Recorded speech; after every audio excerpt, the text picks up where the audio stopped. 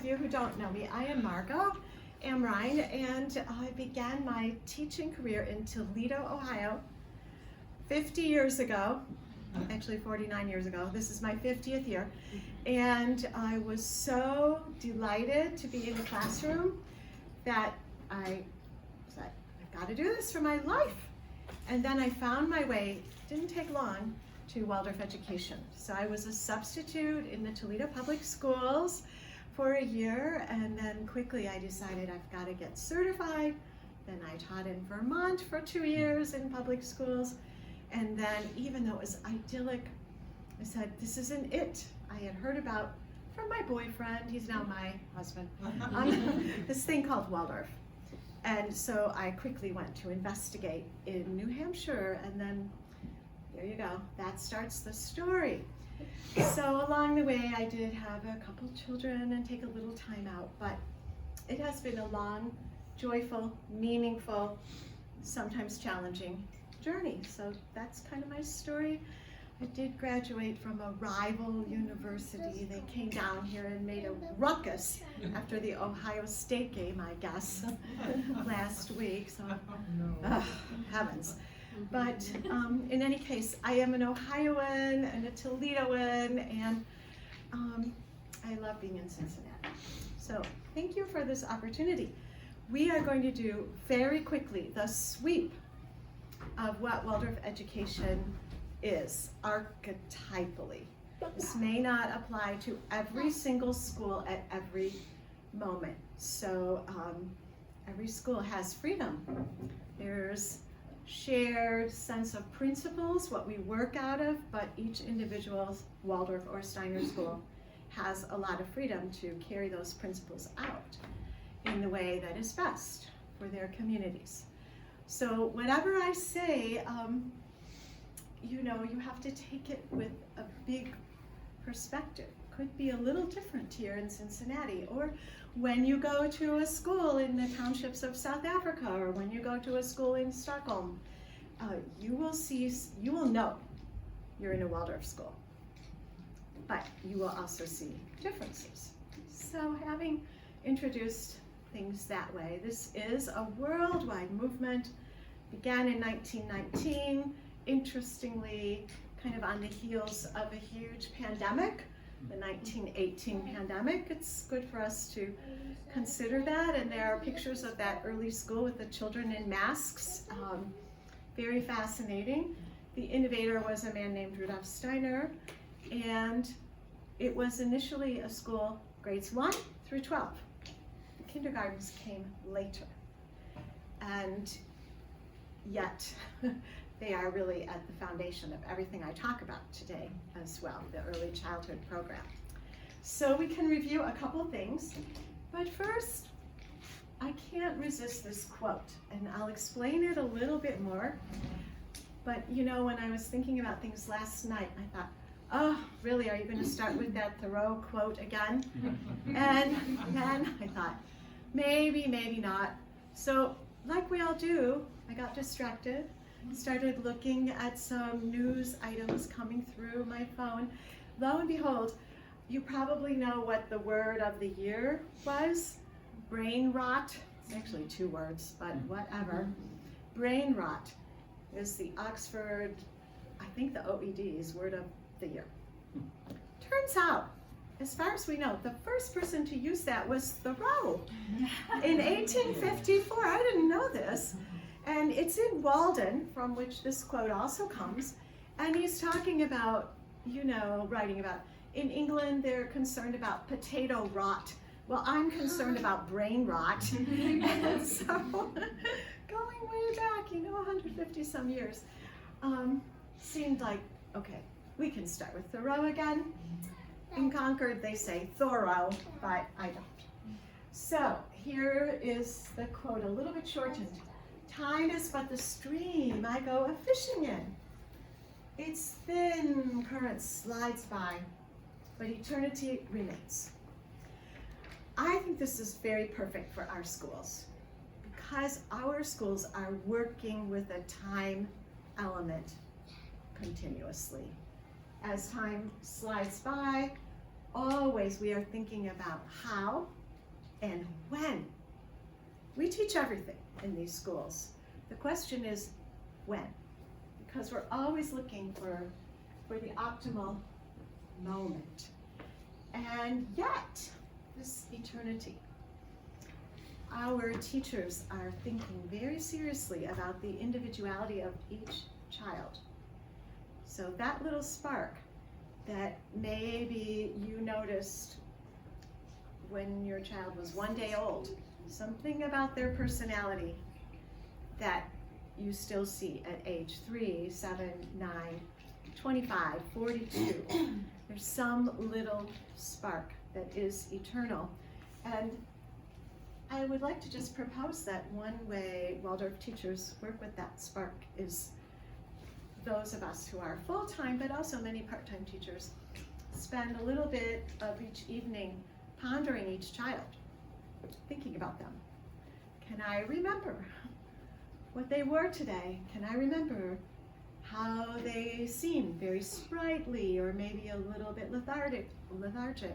What can I do for them tomorrow that makes that day even better and richer educationally? And that is a practice that is absolutely free, open-ended, and powerful. And more than once in this 46 years of Waldorf, I've kind of doubted it. Then I say, just do it. 3 or 4 minutes, ponder each child in your class, in the high school, whoever you have as a main lesson. Sometimes you wake up in the morning with the most helpful, revelatory impulses. So we are really honoring this eternal part of the child every day. But then there's the stream of time. And that's where we can look at our 3 parts of a human being. It's a little diagram. Thinking, feeling, and willing. I didn't know how to, make a picture of doing, but I thought, well, sometimes when you're trying to figure out what to do, you don't quite know, but then you're moving forward. And our school addresses all of those parts of every human being at every level. But, next question, how and when? The focus changes from one level to another. And when you think of your children and you think of them age 49 or so, just imagine it for a moment. It will happen most likely. What do you hope for them? And what do you hope their personalities will be like? What do you hope they will be able to accomplish in their life? We're thinking about that. And in some of the lectures to those first teachers, Steiner said at one point, well, you won't really know if you succeed until the children are in their 40s and 50s. Well, wow. But think about that as an education for the whole of life. This is not just, for example, the high school, college prep. It is college prep, big time, and colleges love our students. In fact, what we found in Ann Arbor, after almost 30 years of a high school, recruiters are coming frequently, and they say, your students ask questions, they're not afraid of adults, they understand seminar style, they do their work. So yes, colleges love students from Waldorf programs, but it's bigger than that. It's like for the whole of life. How do we teach with the youngest children? What are we doing then? We are doing a lot of work, practical work, setting the table, laying out the little placemats or the bowls and cups, however, laying them side by side. This is all executive functioning. If you can set a table capably when you're 3, 4, or 5, you can make a PowerPoint later. It is literally a laying out. There is sweeping. There is unstructured play. There's dramatic play. There are stories. I'll talk a little bit more about that. let me get here. But there isn't focused so-called academic work. Now, we know children read at different times. Some children will come to the Waldorf kindergarten already reading. Some won't read until maybe they're 9. All of this is okay with us, and we have approaches. But we're not taking our precious kindergarten time. We're taking that time for work and for doing. And one thing I've discovered over the years, I've taught in kindergarten, I've had 4 lower school classes, and also in high school now for about 25 years. You can't really teach initiative easily later on. That is the moment, that window of opportunity of time. Teaching, doing, teaching initiative, teaching, if you want to call it executive function. And then something changes. The grades. Some of you have first graders, and you know that the whole classroom looks different, right? There are desks. There is a place for children to work. And we begin to bring these concepts very beautifully and organically, but it is about skills, learning academic skills.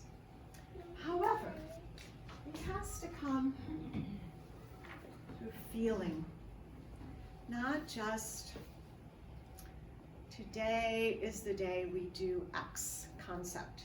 Nope, it comes magically and through feeling. And now I invite you all to stand up and we will do a little something together. Do not worry. If you really don't want to, that's fine too. Nothing can happen that's deleterious, not at all. But just join me if you like. Here we go.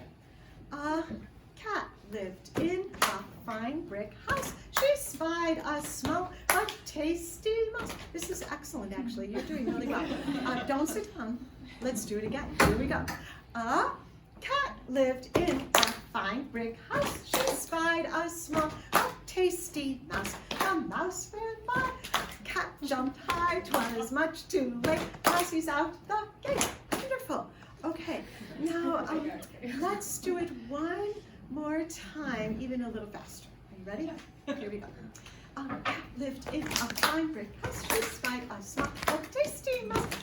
Good. Very good. You're excellent. Now imagine this is, say, a second grade.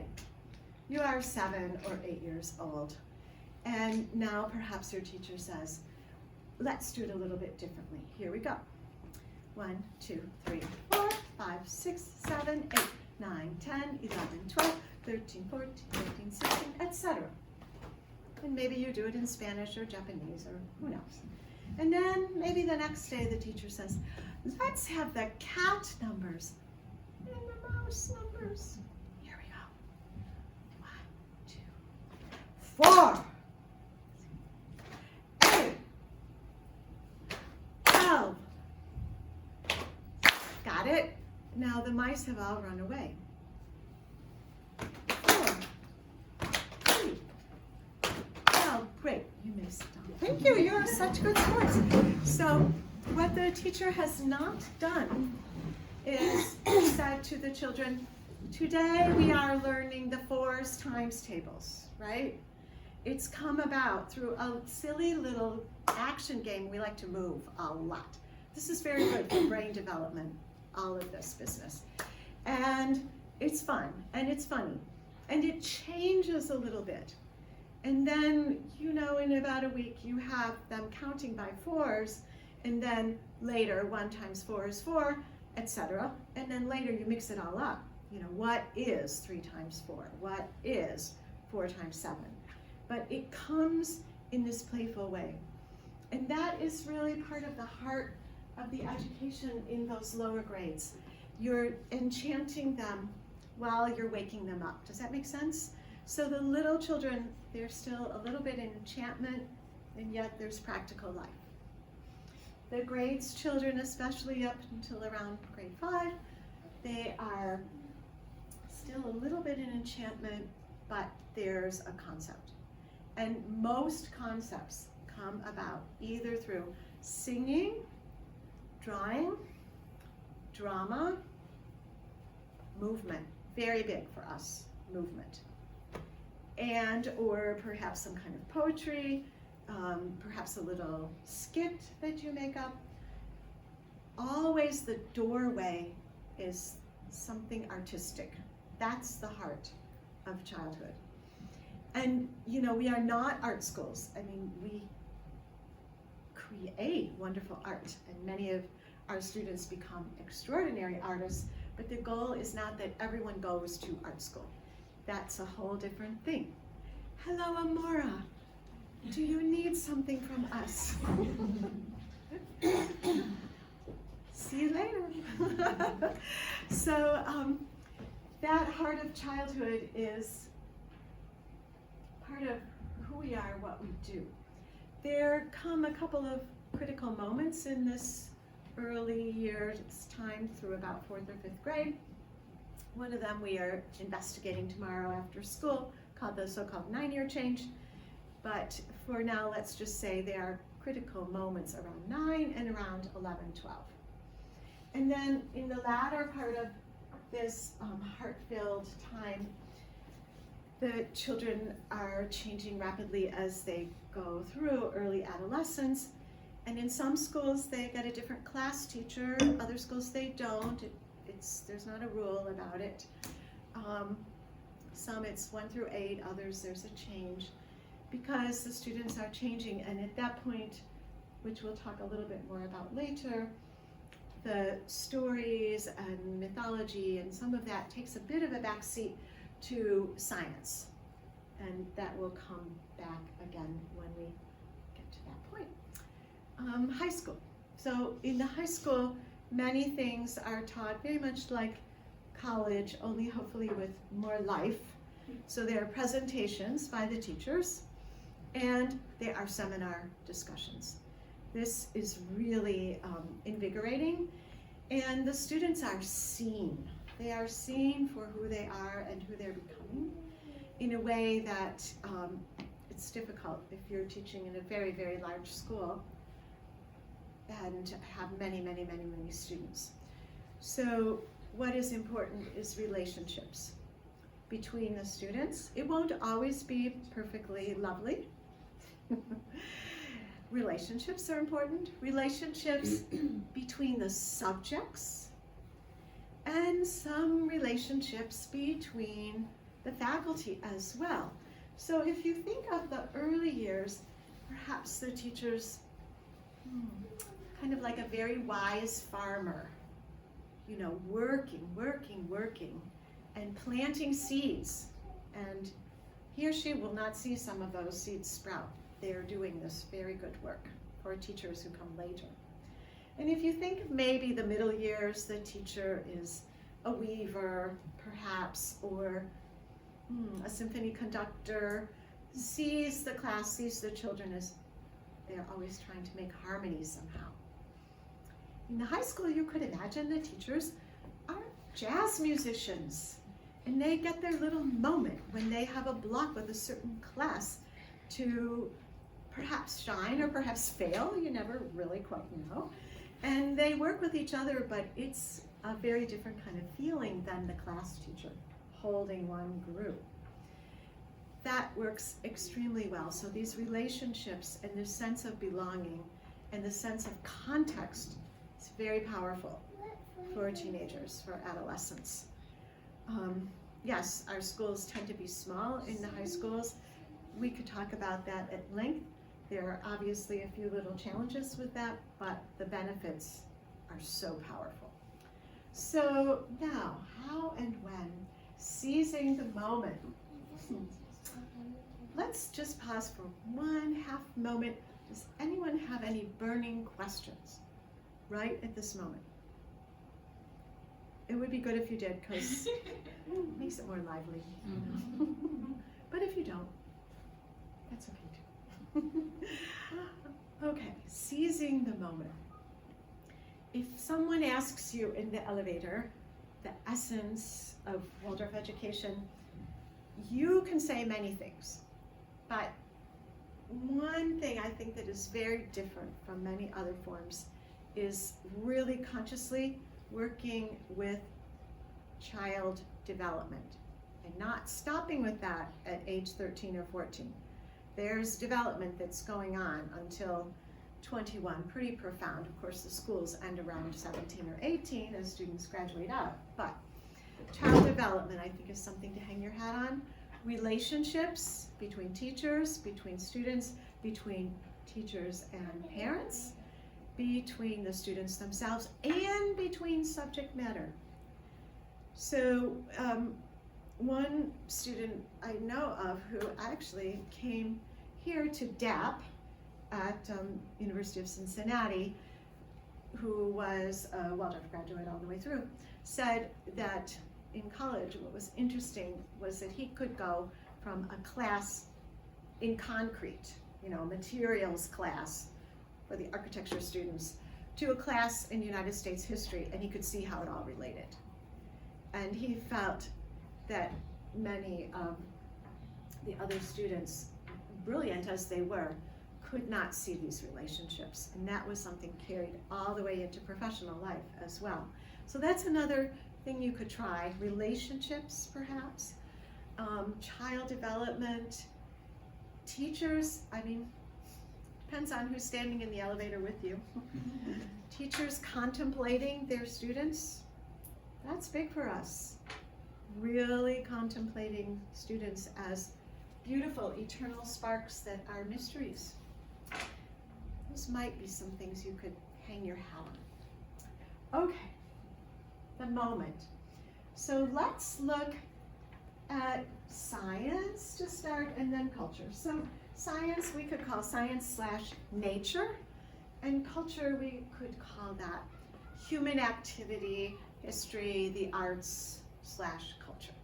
So imagine these two big kind of pillars of education. And remember, this is an education for life.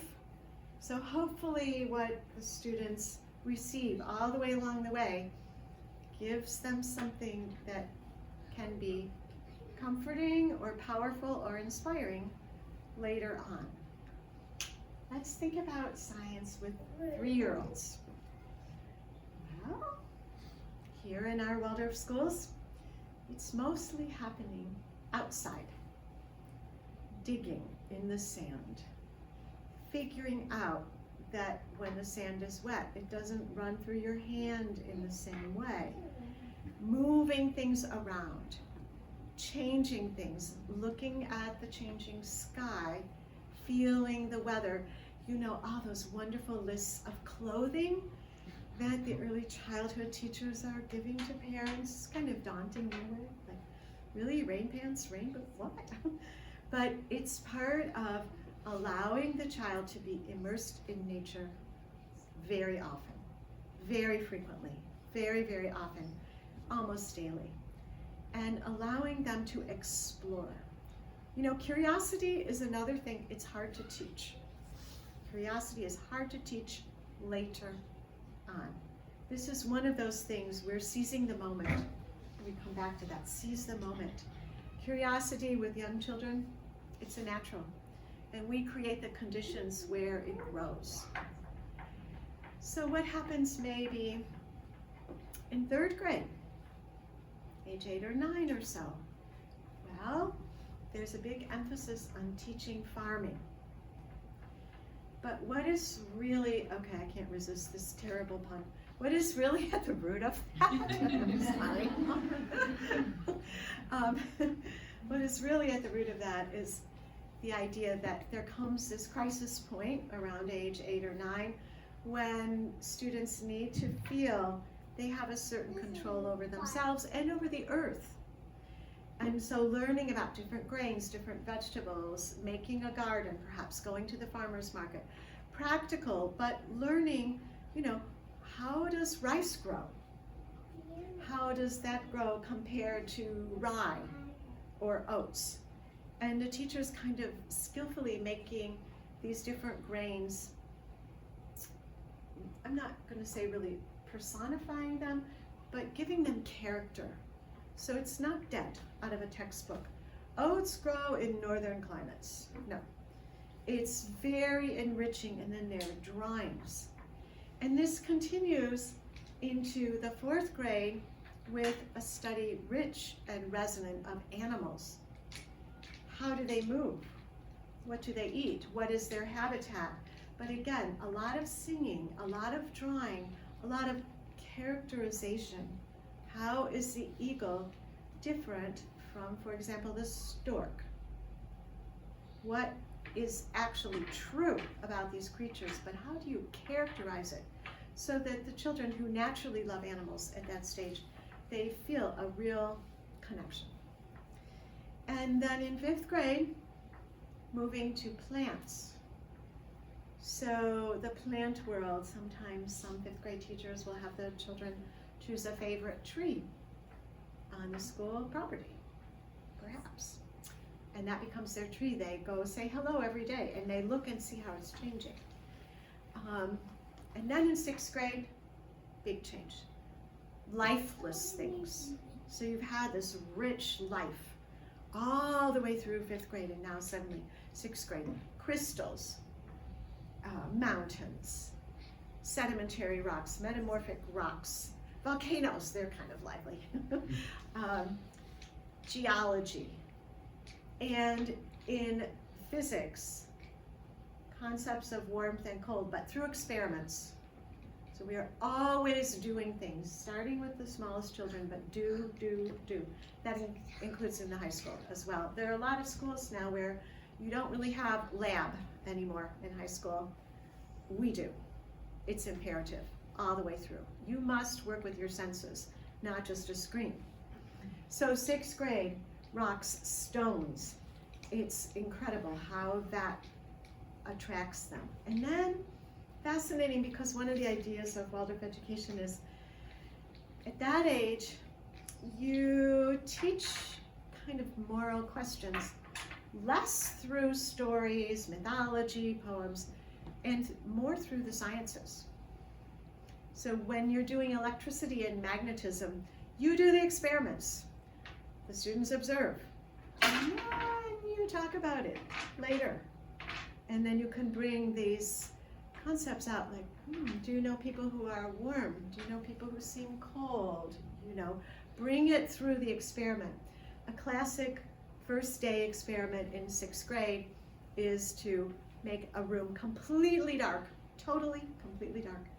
Go in with the class. They're giggling, of course.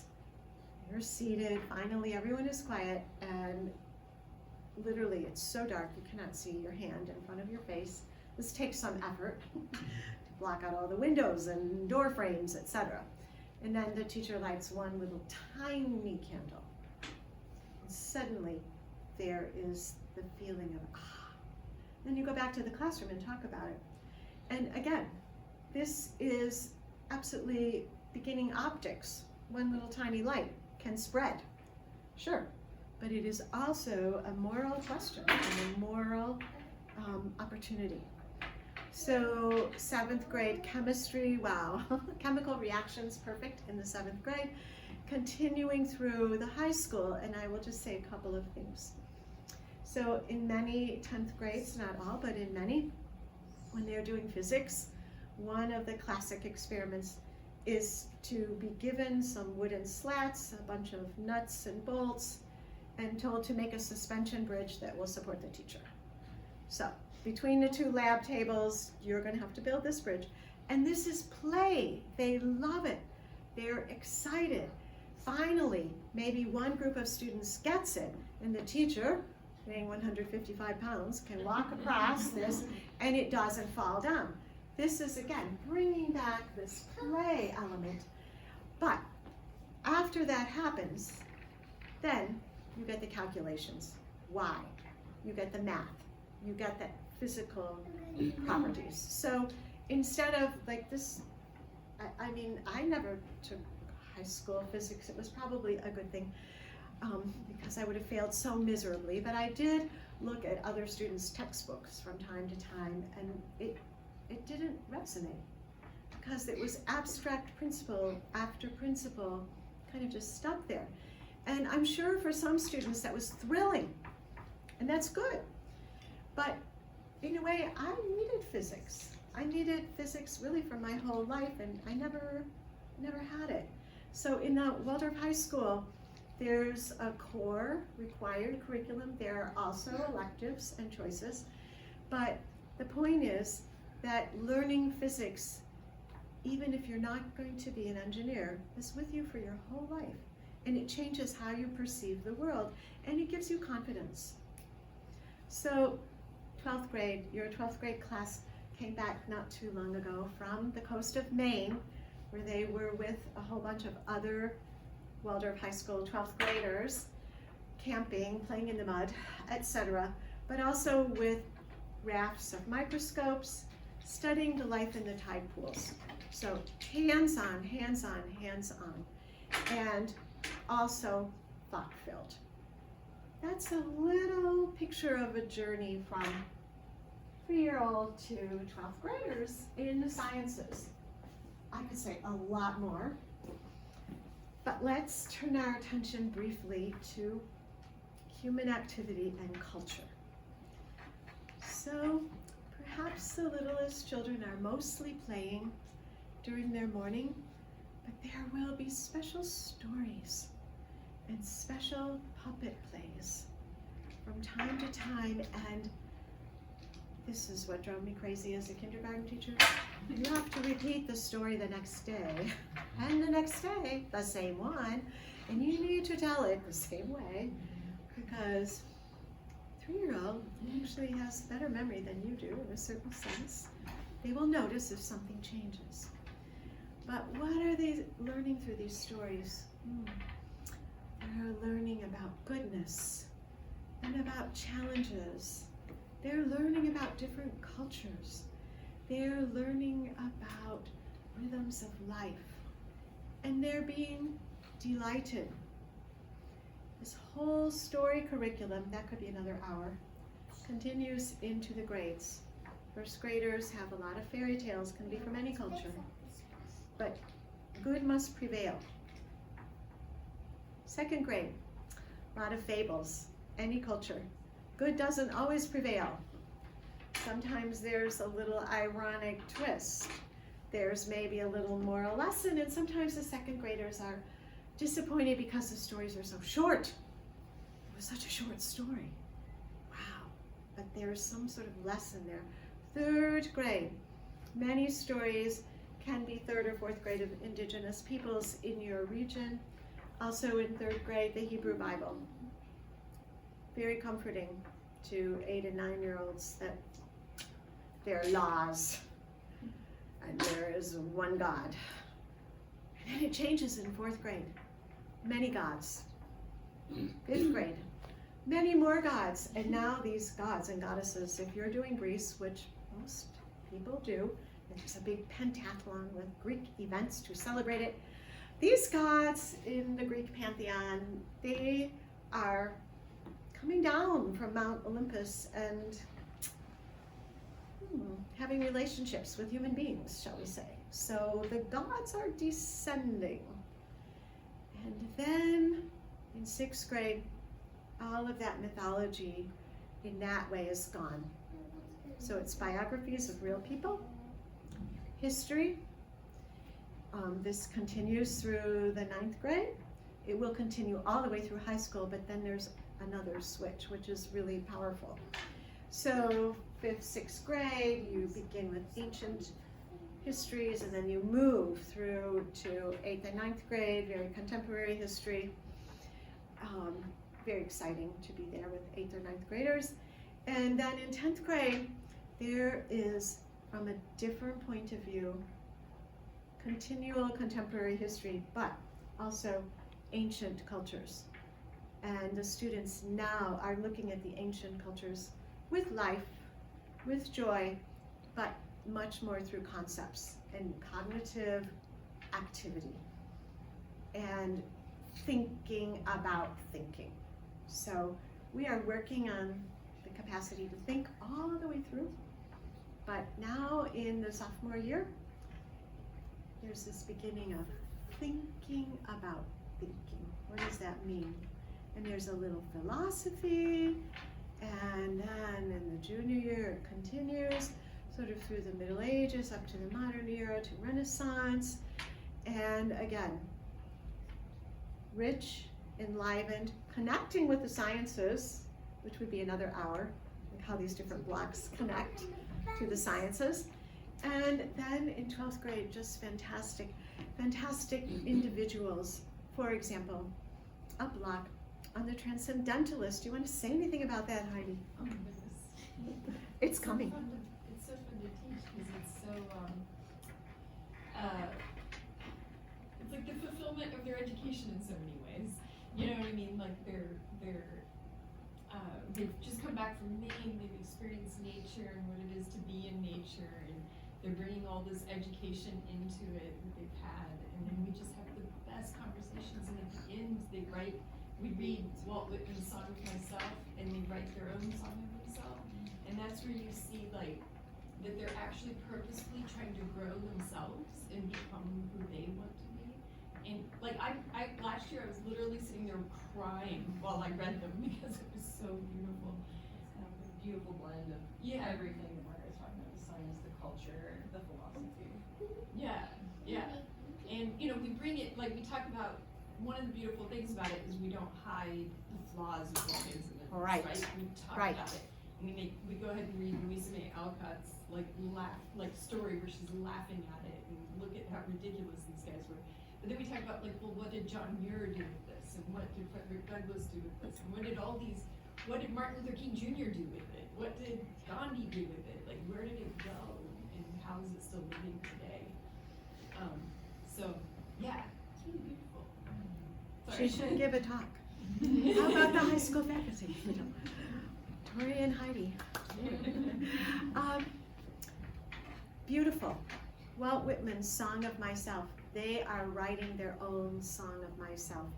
And that is part of the goal of the high school years, that it's really life prep. I said that earlier, but we mean it. It's not just college prep, even though it is also that. It is way more. And yeah, these Transcendentalists, they had flaws. Really interesting people. Frederick Douglass, our guy Thoreau, the extraordinary Margaret Fuller, who was the first female correspondent ever and covered the uprisings in Italy, which was at that time not unified and trying to achieve its own independence. Extraordinary people, their relationships.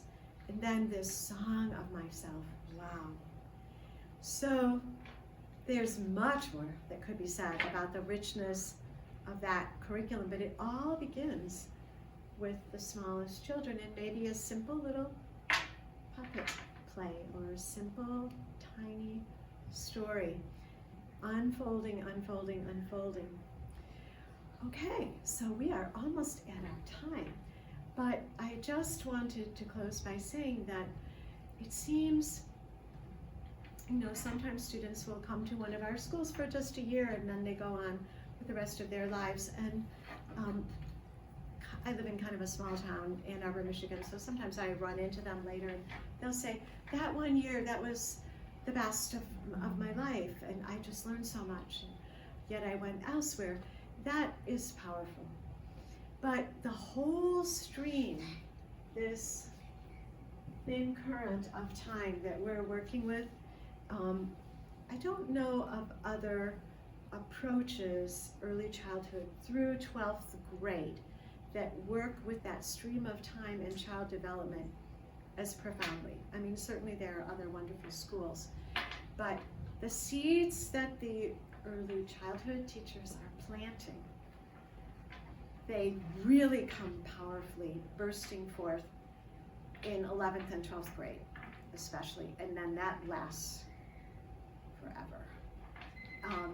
See, there it is. It's this most wonderful alert we have that we're 5 minutes away from. Thank you, Miss Manship, thank you. It's kind of like the whole stream of it is really, it's an Ohio River, it really is. And going towards the sea and just bringing all cultures, all people, and this group of students. It might be a very small class of 5 or 6, it might be a large class of 30, 35, which by many measures is still small, but bringing them on this powerful journey of nature, science, culture, and relationships. And I think that's it.